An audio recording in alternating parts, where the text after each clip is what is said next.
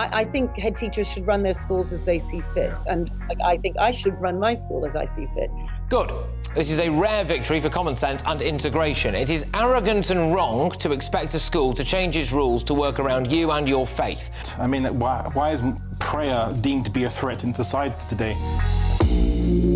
Pihak sayap kanan Inggris berlomba-lomba menyuarakan kemenangan setelah berhasil menetapkan aturan semua sekolah untuk tidak mengizinkan sholat bagi siswa Muslim. Berawal dari salah satu sekolah ternama di Inggris, Mereka Community School, mendapat gugatan dari siswa Muslimnya karena telah melarang mereka untuk menunaikan ibadah sholat. Dalam tuntutannya, seorang siswa Muslim yang tidak disebutkan namanya itu hanya mengajukan permintaan sederhana agar diizinkan sholat hanya selama 5 menit pada waktu makan siang.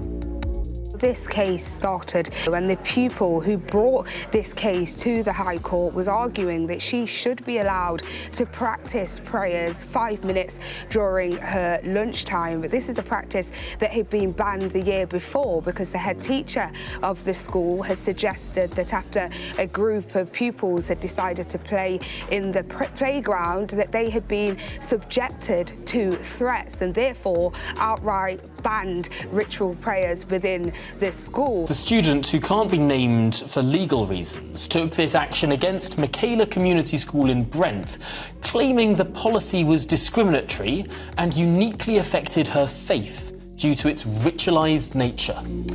Namun setelah melalui proses panjang sejak bulan Januari 2024, Keputusan Pengadilan Tinggi akhirnya membenarkan kebijakan pihak sekolah tersebut pada 14 April lalu.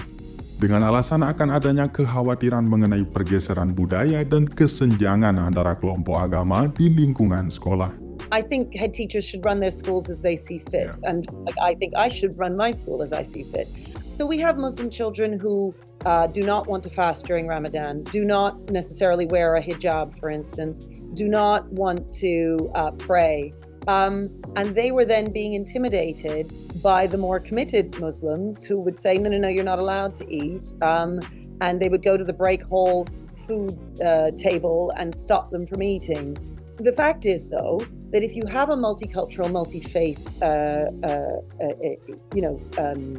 cohort of kids, you've got to make sure that you are supporting all of the faiths and you are encouraging them to make friends across racial and religious divides. But the reason these rules are imposed is in fact largely for the benefit of other Muslim pupils who don't want to have to feel that they need to go to prayer 5 times a day, that there is some kind of the peer pressure. Terkait keputusan ini, berbagai media ramai dipenuhi dengan seruan kemenangan besar bagi seluruh sekolah di Inggris dan memuji Catherine Sings selaku kepala sekolah Mereka Community School sebagai seorang pahlawan. Great news. This is the Mereka School in North London. They have been found not to be discriminatory for its ban on prayer rituals by the High Court. Good. This is a rare victory for common sense and integration. It is arrogant and wrong to expect a school to change its rules to work around you and your faith.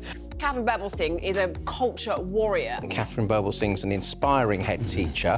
I think it's really important that the principle that a head teacher gets to set the ethos of a school is upheld. When you have a hardcore, Islamic campaigners taking you on over an aspect of your regime, that's very intimidating. It is a huge victory for common sense, it is a huge victory for integration, and it's a huge victory for Britain.